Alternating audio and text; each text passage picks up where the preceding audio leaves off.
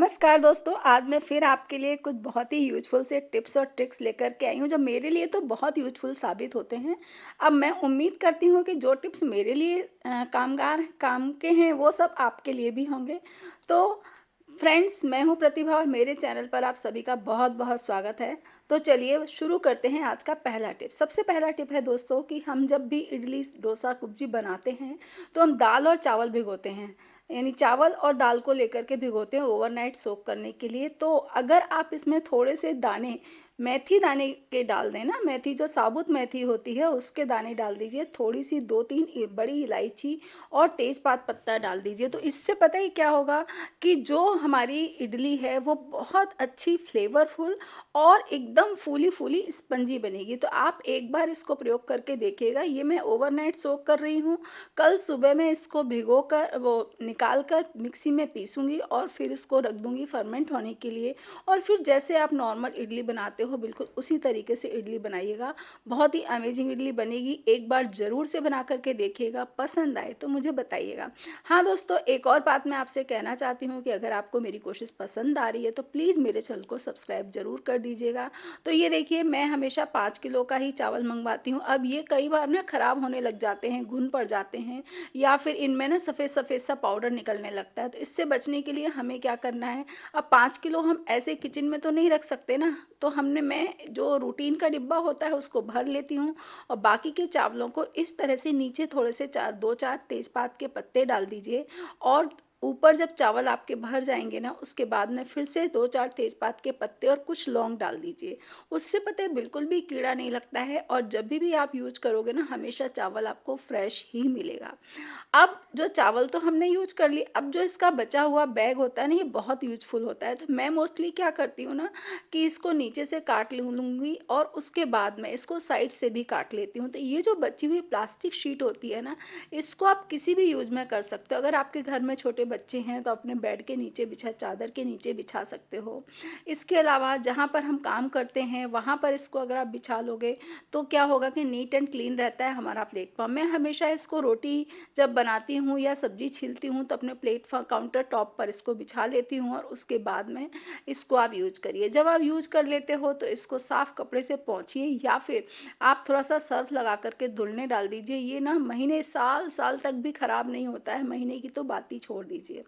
Next tip है दोस्तों कि जब भी हमें कई बार बहुत सारी चीज़ें जब हम बनाते हैं तो हमें एक साथ कई सारी चीज़ें काटनी होती हैं, उसमें बहुत सारा टाइम लग जाता है। तो हमें क्या करना है, जो भी चीज़ें आपको काटनी है ना, आप इस तरह का इलेक्ट्रिक चॉपर अगर आपके पास है, ज़्यादा मात्रा में काट रहे हैं तो इलेक्ट्रिक चॉपर में काटिए और अगर कम मात्रा में काट रहे हैं तो नॉर्मल जो चॉपर आता है जिसे हम हाथ से खींच के चलाते हैं, उसमें आप काट दीजिए। जैसे यहाँ पर मुझे शिमला मिर्च है, प्याज है, मिर्ची है, अदरक है और बीन्स, ये सब काटनी थी। मैंने क्या किया, इलेक्ट्रिक चॉपर में इनको एक साथ डाल दिया और आप आश्चर्य करोगे कि 1 मिनट भी नहीं लगता है, इतनी जल्दी सारी सब्जियां एक समान चॉप हो जाती हैं। ऐसे हम हाथ से काटते हैं तो कई बार छोटी-बड़ी हो जाती हैं और सबसे सबसे बड़ी क्या है ना कि टाइम बहुत कम लगता है। अगर आप वर्किंग हो तो आपके लिए तो ये टिप इतना काम का है कि आप खुद ही सोच के दंग रह जाओगे। प्रयोग करोगे ना आप एक बार तो आपको लगेगा कि अरे, ऐसा नहीं है कि मैं कोई नया टिप बता रही हूँ, सभी लोग जानते हैं लेकिन हम अक्सर भूल जाते हैं बहुत सारी चीज़ें कि हम इसमें भी इस काम को कर सकते हैं। बस आपको रिमाइंड कराने की कोशिश की है मैंने। ये थोड़ा सा नीचे ही गिर गया, जिसको उठा के मैंने वापस डाल दिया और ये मैं बनाने जा रही हूँ अप्पे। तो अप्पे का जो बैटर है उसको मैंने रात की बची हुई दाल में घोल लिया है सूजी के साथ में और इसके साथ में मैंने इसमें खूब सारी डालती हूँ मैं सब्जियाँ, क्योंकि इस समय सर्दियों का मौसम है, खूब सब्जियाँ आ रही हैं। तो जितनी मैक्सिमम सब्जियाँ हम खा सकते हैं उतनी मैक्सिमम सब्जियाँ हमको खाने की कोशिश करनी चाहिए। अब ये जो बैटर बन गया है ना, इससे आप उत्तपम भी बना सकते हो, अप्पे बना सकते हो। आप इससे छोटे-छोटे है ना इसके अंदर स्टफ़ करके बॉल भी बना सकते हो, ये आपकी मर्ज़ी है। अब नेक्स्ट टिप इसी को लेकर के है कि जब आप ऐसे उत्तपम बनाते हैं तो हमें कोई ज़रूरत नहीं है इसमें इनो डालने की। लेकिन अगर आप अप्पे बना रहे हो तो अप्पे फूलने के लिए हमको इसमें इनो ज़रूर डालना चाहिए।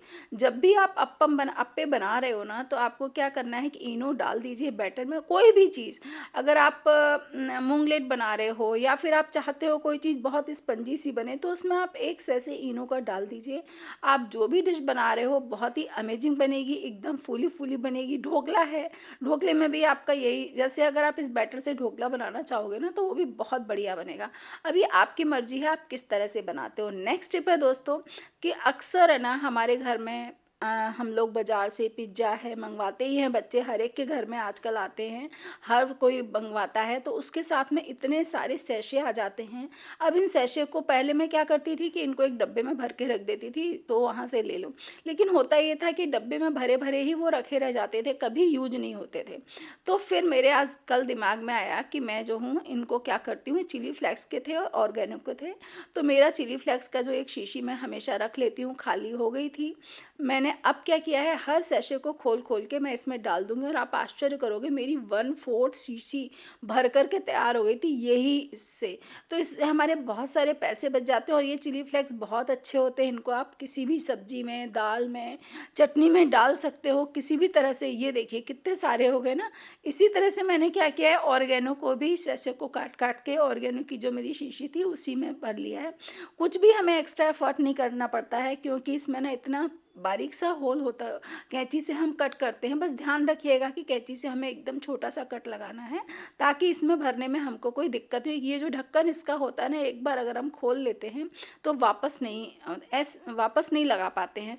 तो ऐसी ही छोटी-छोटी चीज़ों से ना दोस्तों हम बहुत सारे पैसे आराम से बचा सकते हैं और अपने घर में बहुत सारी बरकत ला सकते हैं, क्योंकि ये चीज़ें बहुत ऐसी होती हैं कि हमारे पास से कुछ जा नहीं रहा है, थोड़ा-सा एफर्ट लगा बस कि हमने इसको कर लिया। इसी तरह से इसके साथ में टिश्यू पेपर भी आते हैं। टिश्यू पेपर भी 5-6 एक साथ आते हैं, तो आप टिश्यू पेपर को भी अपनी डाइनिंग टेबल पर रख सकते हो। मैं इस बार रीयूज़ नहीं कर रही हूँ क्योंकि ये टिश्यू पेपर पर कुछ-कुछ लग गया था, इसलिए मैं टिश्यू पेपर को हटा दूँगी।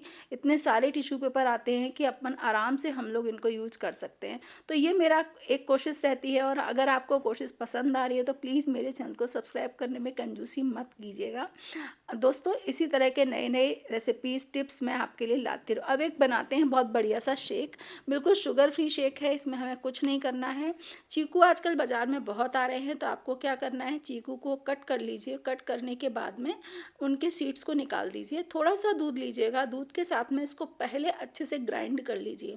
अगर आप ज़्यादा दूध डाल दोगे ना तो फिर वो ग्राइंड नहीं हो पाते, छोटे-छोटे टुकड़े रह जाते हैं। और अच्छे से ग्राइंड करने के बाद में हमने इसमें दूध फिर से मिला दिया है और अब आप इसको अच्छे से पीस लीजिए और फिर इसके ऊपर आप मिक्स सीड्स डाल लीजिए, थोड़े से मेवा डाल सकते हो, ये आपकी मर्ज़ी है, लेकिन ये बिल्कुल शुगर फ्री बहुत बढ़िया सा ड्रिंक बन के तैयार होता है। आप एक बार बना करके देखिएगा, पसंद आए तो मुझे बताइएगा। ये थे मेरे आज के टिप्स और ट्रिक्स। जल्दी ही मिलते हैं नई वीडियो में। Bye bye.